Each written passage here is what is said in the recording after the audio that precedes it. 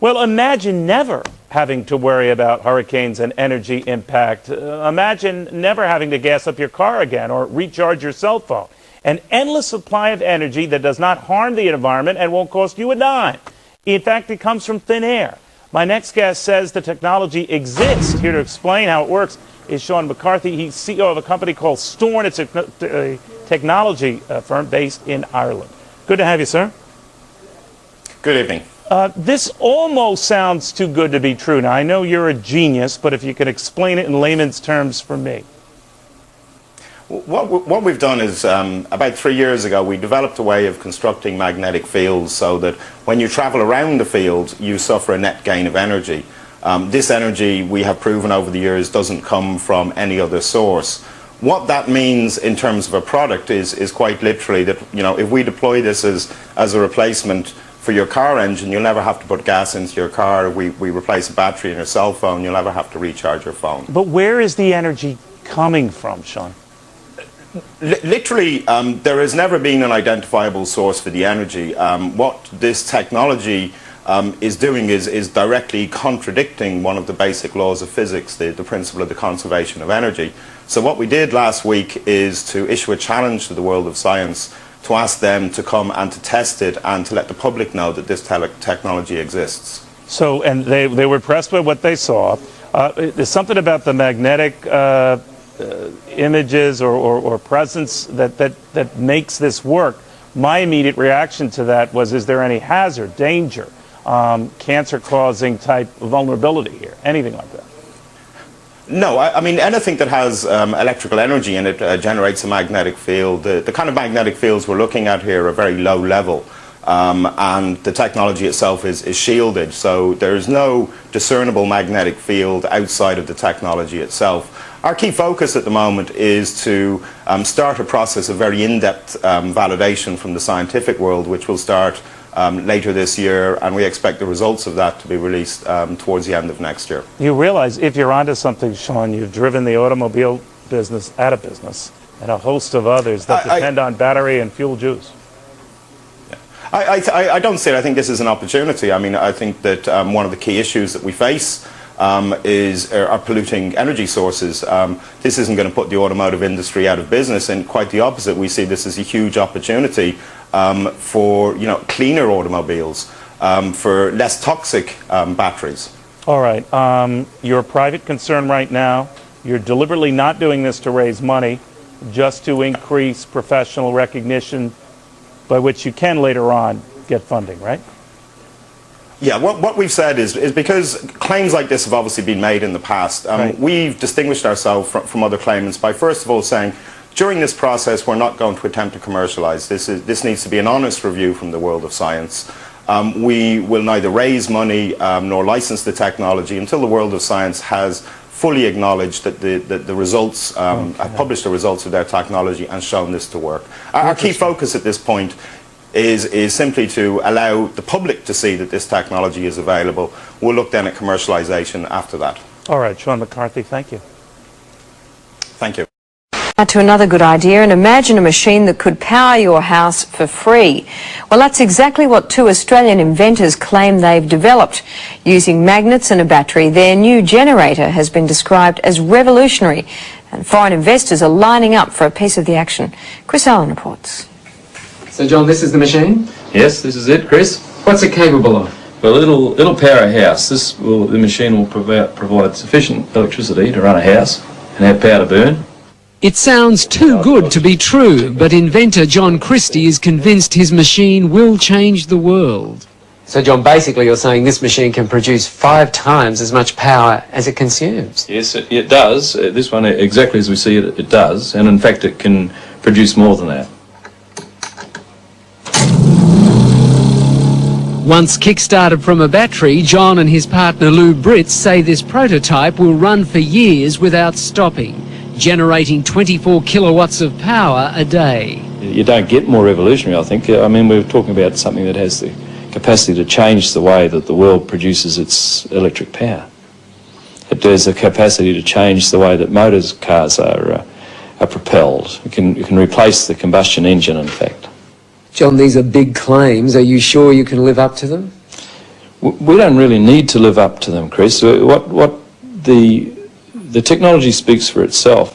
I mean, a householder could buy one of these machines and install it in his garage and power his house forever without buying another kilowatt from a retailer. I mean, that's how serious it is. Steve Brassington is an independent electrical engineer. He's seen the machine and backs up everything John says. It's revolutionary. That's the only way to describe it. I think the technology, it's not bending physics, it's just using principles that I guess are commonly in use in power generation today in a different way. These guys have thought outside of the square. Basically, it's magnetic attraction and magnetic repulsion that provide the movement or the moment of the motor. Can you understand why some scientists are sceptical about it? There's no physicist or engineer who has looked at our motor or has looked at our figures who says it doesn't work. Lou is an electrician and John a businessman in Cairns in far north Queensland. The two unlikely inventors have been tinkering with their machine for 6 years. They've applied for an international patent and have been swamped by people wanting a piece of the action. These are the coils. We mentioned the coils don't get hot. Local businessman Alex Roma is one of the many offering money to help develop the generator. If it proves up to be what they say it is, it certainly would be something I'd invest in.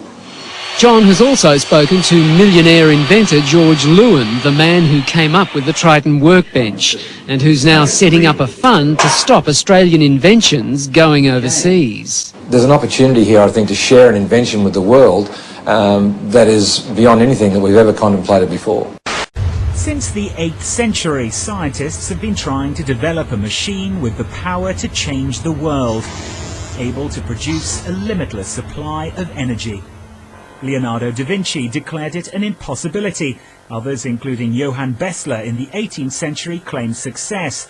They were dismissed as charlatans. But is the search at an end? Has the holy grail of science been discovered in this Dublin business park?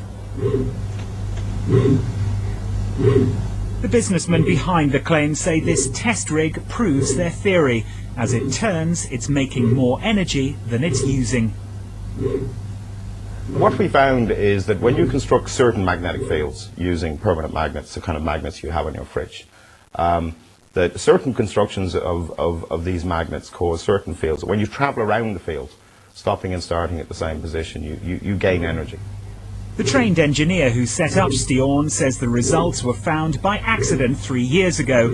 8 people and organisations have tested the theory, but they won't say who. The company's claims have drawn a surprising response from physicists. We get daily, emails, telling us that somebody's going to come around and beat us up. We have had certain people involved in the project phoned up by a physicist who told this person to watch their back. We've had bloggers turn up to the office. I've had one blogger turn up to my home. It is amazing the depth of feeling, and this is fundamentalism from a scientific point of view. This is literally the reaction to our claim here is a religious reaction. It's the only way that I can put it in a way that people will understand. Undaunted, they put this advert in The Economist, inviting scientists to join a jury of 12 to test their findings. The counter on their website suggests nearly 5,000 have replied. Stirling will fund the research as long as the scientists agree to publish their results. We would like them to be as widespread as possible, ideally geographically, but it's very important that they are the best people in the field.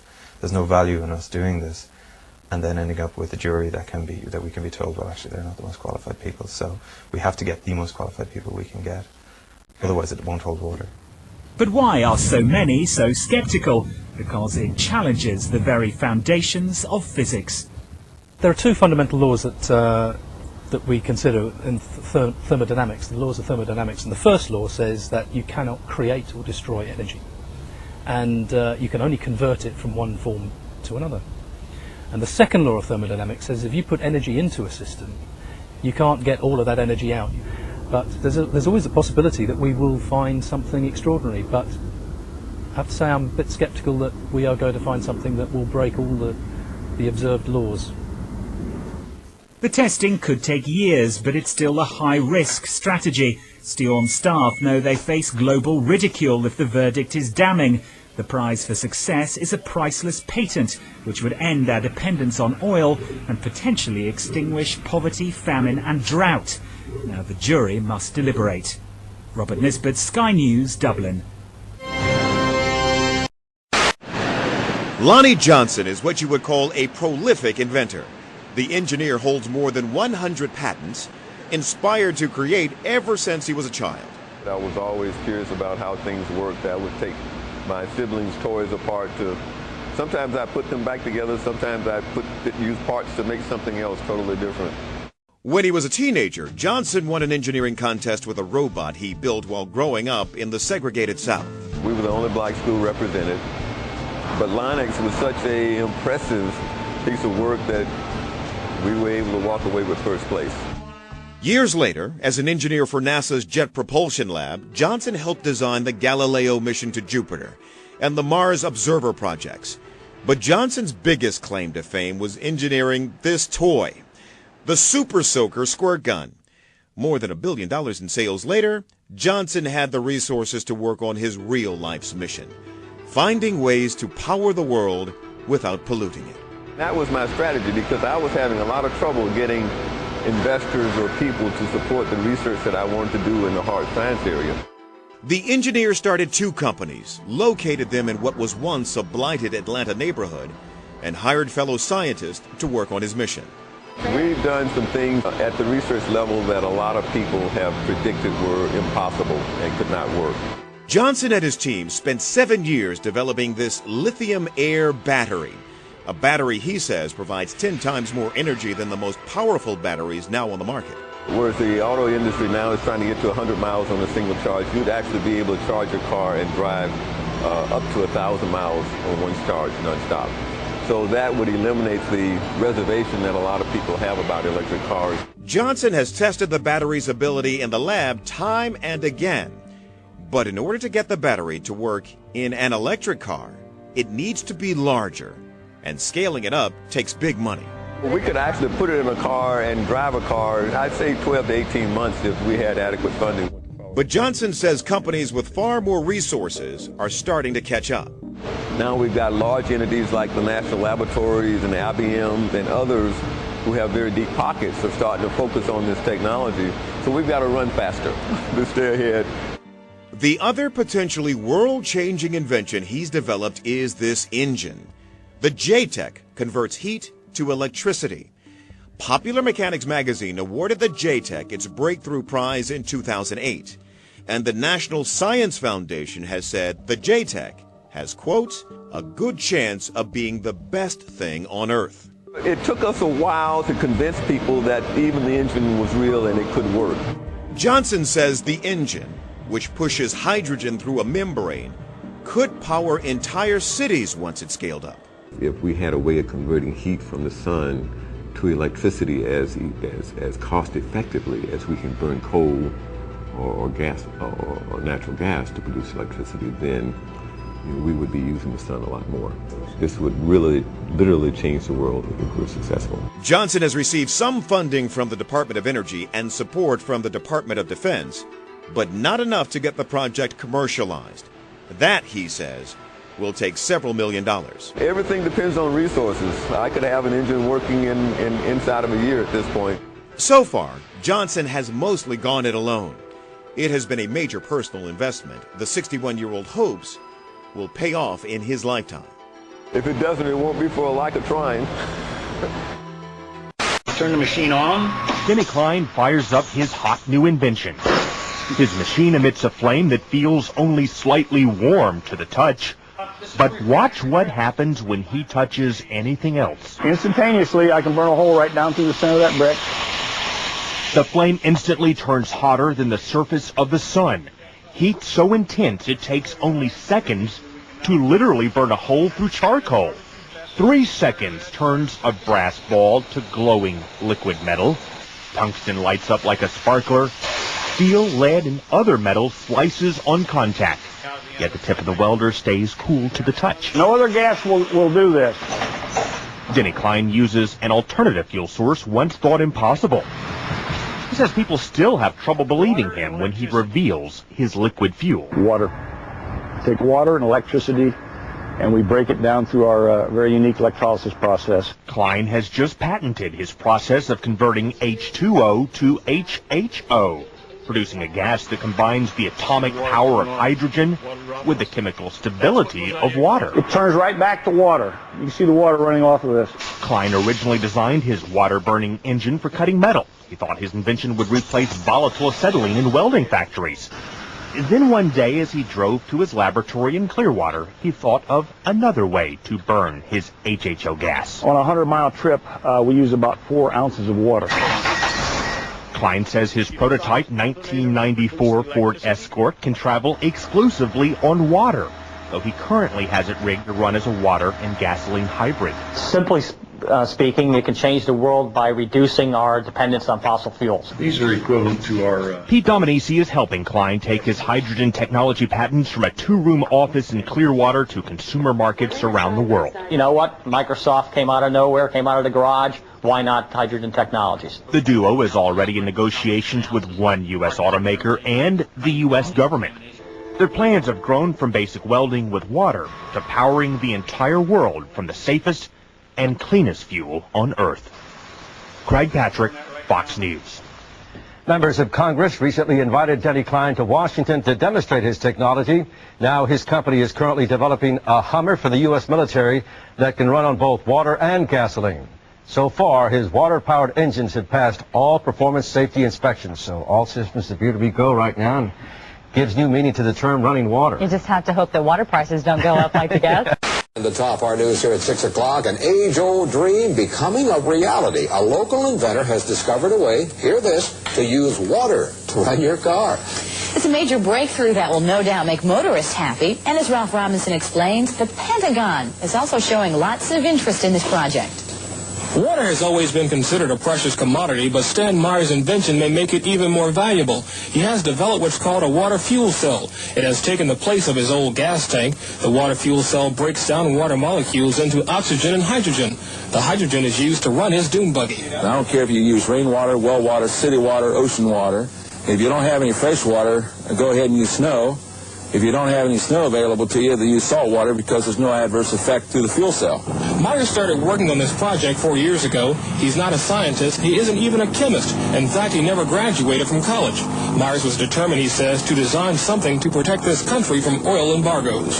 And we have calculated that if we take the dune buggy from Los Angeles to New York, we would roughly use 22 gallons of water. The Pentagon flew a lieutenant colonel in last week to look at Myers' invention. There's talk of possibly using it in the Star Wars defense program and to run army tanks. Myers is currently perfecting a water fuel cell for cars. It will cost about $1,500. He says it won't need any maintenance, and you won't have to replace it. It'll be at least 2 years before the fuel system goes into mass production. The day it happens will be one the fuel industry hates, but it'll put a smile on the face of those who've had to say at one time or another, fill her up. I'm Ralph Robinson. As you can see, many patents have already been received, and many more are forthcoming. To date, over 42 patents have been applied for. Right now, we have the entrenched energy monopolies and cartels. You know, we have OPEC, and we have the 7 sister oil companies that control all the oil and energy. But what people have to understand is that the people who run the energy business in this world, which is the biggest business on the planet, turning over $4 to $5 trillion a year, it's bigger than guns and drugs, it's bigger than defense. They control the newspapers, they control the governments. But these companies are so big that they regulate the government, which regulates them. It's not free. Nothing is free. But cheap and efficient energy exchange is a viable concept. Now I say that everything in this universe is free energy.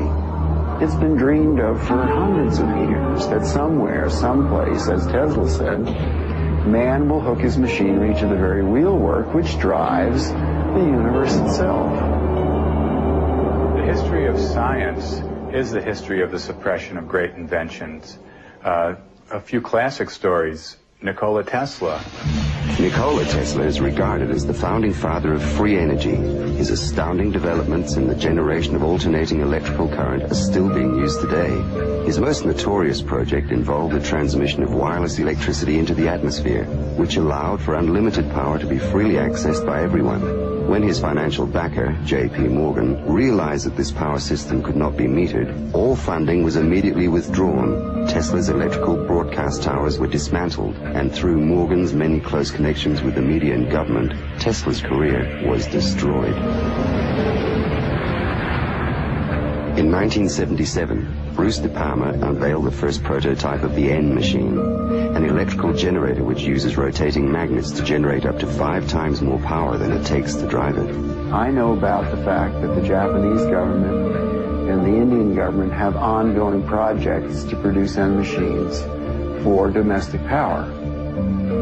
My partner is Paramahamsa Tiwari, who is the director of the Nuclear Power Corporation of India, which operates all the nuclear plants in India. In late 70s, I learned from Bruce De Palma that he had carried out certain crucial experiments by rotating electromagnets. Tiwari tested a prototype based on De Palma's N machine under laboratory conditions. The results were deemed too impressive, causing disbelief and suspicion among conservative government officials and the power consortiums that backed the project. Tiwari was forced to abandon the project completely. It's a major breakthrough that will no doubt make motorists happy, and as Ralph Robinson explains, the Pentagon is also showing lots of interest in this project. U.S. inventor Stan Meyers released his water-powered car engine in 1988. The Pentagon flew a lieutenant colonel in last week to look at Meyers' invention. There's talk of possibly using it in the Star Wars defense program and to run army tanks. Meyers found it virtually impossible to secure financial backing after certain Pentagon officials paid him a visit. A number of similar inventions were developed and tested all around the world. My best friend was killed over this matter.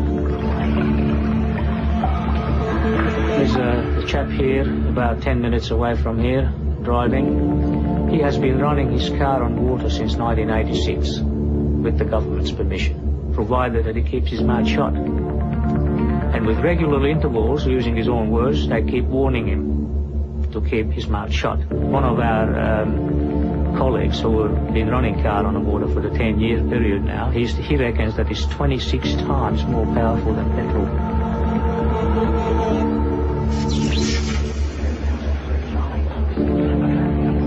If you invent a better mousetrap, the world may be to path to your door. If you invent a free energy machine, there'll be a path be to your door, but you don't want those people there. One of the pivotal people that I encountered early in my career was Edgar Mitchell, the astronaut. Edgar J. Mitchell, an Apollo mission astronaut, founded the Noetics Institute in Southern California. The Institute's charter was supposedly to develop alternative energy systems by attracting inventors from all over the country. Mitchell became extremely interested in De Palma's N machine. He made De Palma a paltry offer to buy out the invention, which De Palma naturally refused. He said to me that if I ever tried anything on my own in California, I would get my head blown off. So I was scared to death. The CIA operates through various very innocent-looking fronts to find out what people are thinking and what they're inventing. Now, what's more innocent than a benign institute founded on transcendental principles to help New Age inventors bring free energy into the world? And that situation still exists in the United States today, where a person that really understands what's going on just can't get their idea out because the alternative science and medical fields have been co-opted by the intelligence services. And he converted this little engine to run on water. This is many, many years ago. And he used it for several years. And somehow the news got out, and one day he got visitors, and he was told to dump the engine or else. 3 weeks later, the man was dead. And the coroner's finding was that he fell off the back of a train. He was drunk. Now, it happened that he didn't drink. Even Dr. Townsend T. Brown, the electrogravitic research scientist, has on his 16-millimeter film of his lab test, which we've got here, he has guys with the black suits and black hats come into the place. You can see where the legends come from. I mean, these guys come in and they look like, you know, bad Bart to black man. I mean, it's classic, and these things do happen. There is no progressive science in a world where every scientific idea is evaluated for its military potential. Power, or energy, and control of energy equals power in the new world order that is emerging. If you control the energy, the way we get around, the way we get electricity, the way we have our TVs and video cameras and stuff, if you do the control of the energy, then you've got control of the people. This demonstration here of the objects vibrating was caused actually by self-resonation of what they call ferromagnetic and piezo electric and ferromagnetic barium titanate. And this was used in the Army for levitation experiments. And this particular experiment here is showing a crude form of levitation that causes heavy objects with 7 pounds here to move around on a piece of aluminum plate through self-resonance, which is many bands and frequencies that I was causing. And other objects tend to move around, but only on translational movements. Basically, I'm doing a self-resonation system and adding onto it different carriers through the top amplifier and tuning in, broadening the frequencies, the pulse rate, and that causing it to react in different shapes. So almost controllable translational movements. There's really no difference on the surrounding materials from the main cylinder. It can be plastic, steel, or very heavy objects will tend to slide around a bit. And yet, if you suspend a ring above the barium cylinder, you notice that the ring is held by some type of invisible force.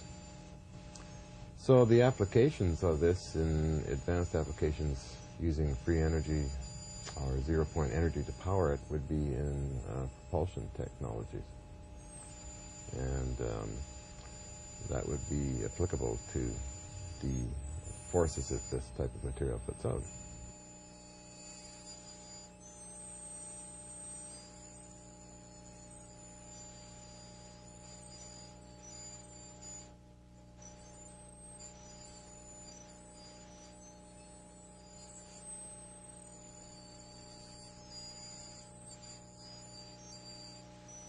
The objects you're seeing moving there is a form of levitation by translational movement, meaning that the objects become lighter and can float around.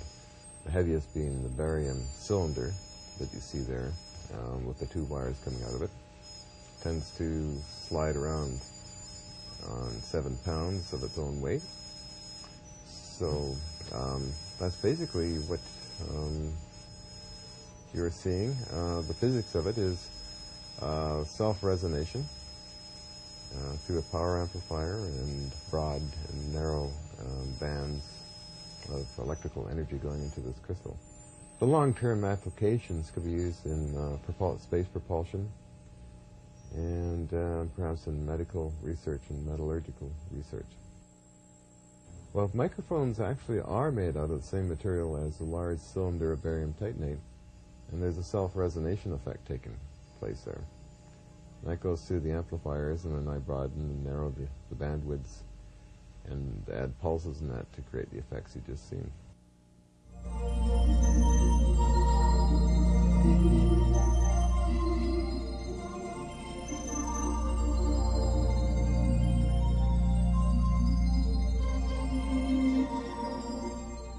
Using common minerals, I'm able to capture the jitter of the zero-point energy that's hot talk of many physicists around the world. And I'm able to create cells and structures similar to this one here that actually produce power for long periods of time.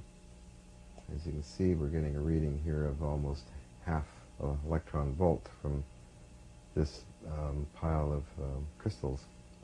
And this is steady and has been tested up to a year's time, and under stress tests also.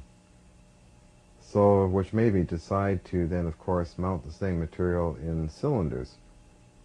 And these cylinders here, of course, are various types of cylinders. One being an artillery shell or aluminum cylinders. I could take this one here and do a reading on him. And actually, you cannot see that, but we'll try here. Okay, I can tell what we're getting. About half a volt, about half electron volt. And this guy here. Different cylinders, of course, there are different mixes in there, and I found that that some of the cylinders are not as powerful as this material here, or this very tiny one here. Actually, this has more power than this large artillery shell unit here. And what I want to do, of course, is to demonstrate it in the sense of it making actual power. And that means to turn a small motor. And that can be done. I've accomplished that many times.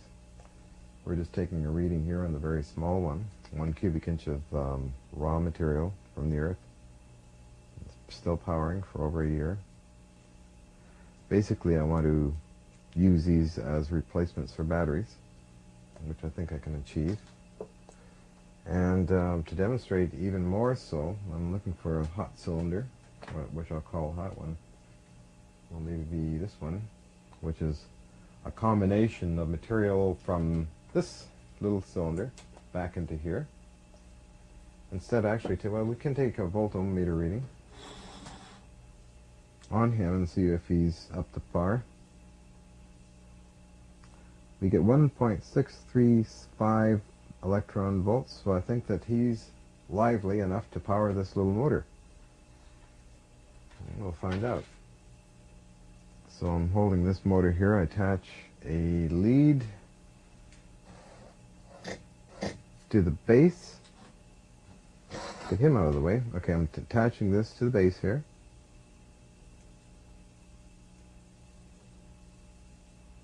Another lead to the top, and it should spin, which it does. So yeah, basically, this kind of material powering motors. Of course, it's a very small motor at this time, but scaled up in larger amounts of material, can power up to several horsepower if needed. So that basically is sort of the secret to the energy crisis, in my opinion anyhow. It's using ordinary materials, non-toxic, that will interface with zero-point energy in space and time.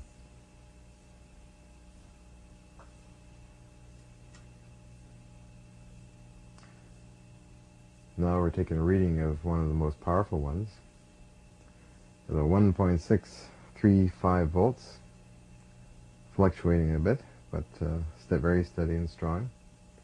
And that was the one that powered the little motor.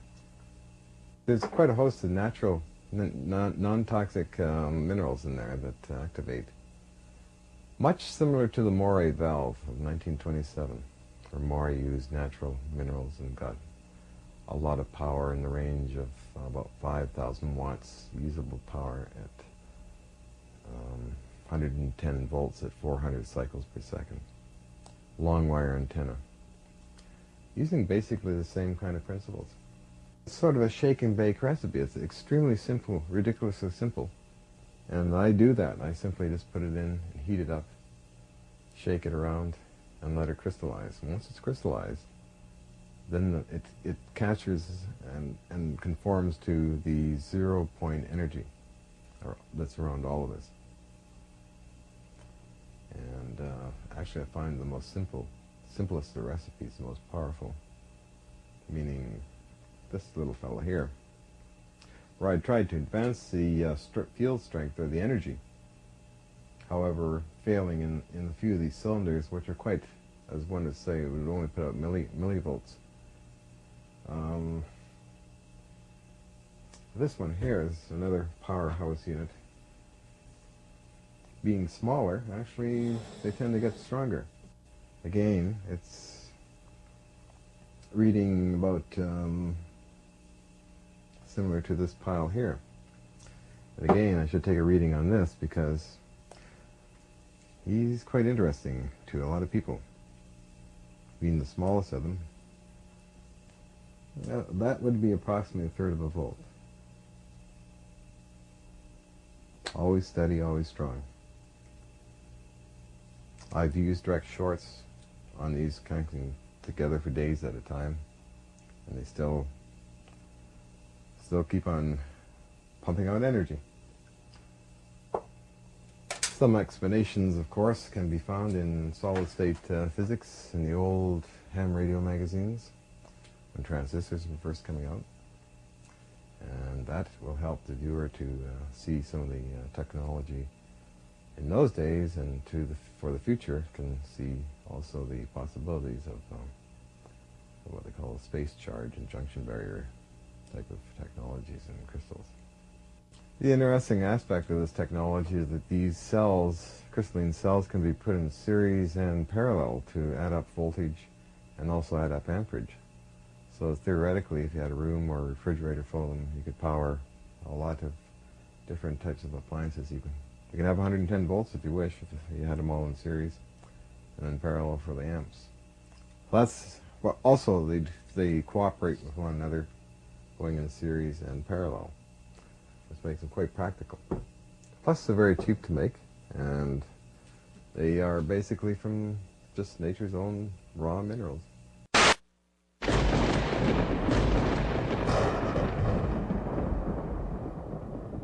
I've done better than that.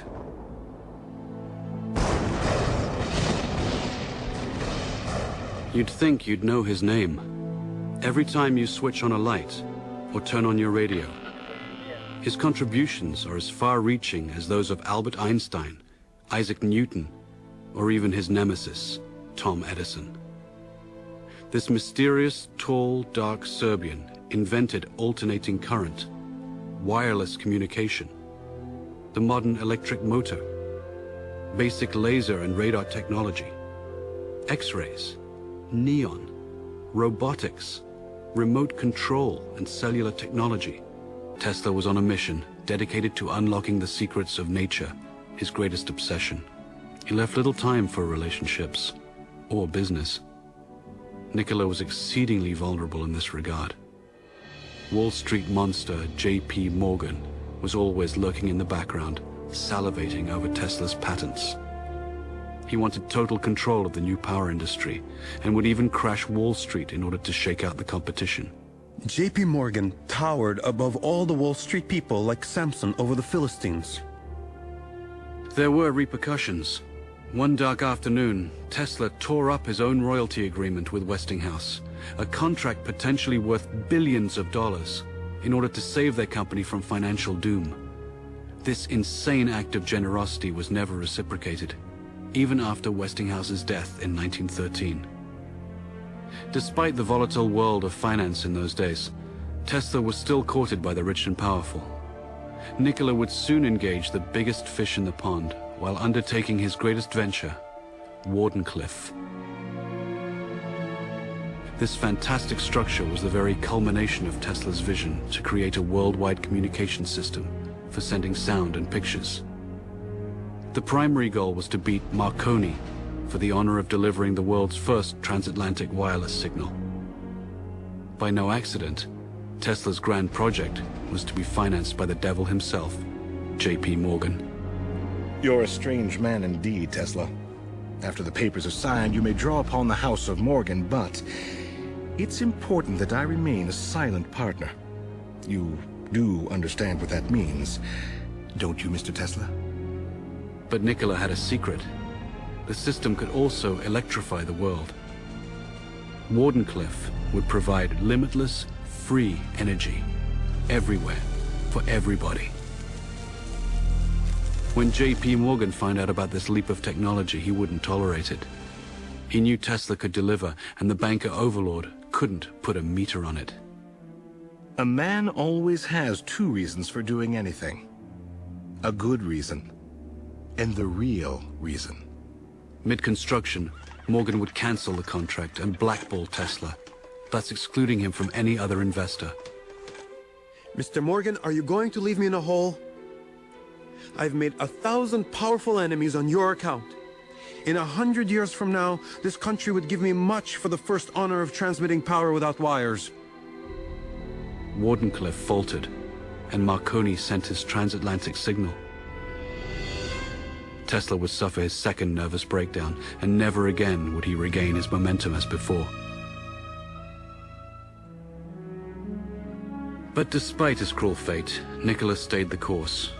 Decade after decade would pass, and he would bring forth new, fantastic inventions. No one could begin to imagine what great secrets this mad scientist kept locked inside his head. No one, except J. Edgar Hoover and his G-men. They waited patiently for the great man to pass, and were ready to take everything that Nikola left behind. Hey everybody, this is Jamie. Just want to get another video posted real quick. One of the first comments was, will this thing levitate in the air by itself? So I put some tape on the copper windings to protect them. We got my Neo ball here. The coil is energized. Put it in there, you can see it takes off. Chase it around the floor. I have to hold it because it's got a lot of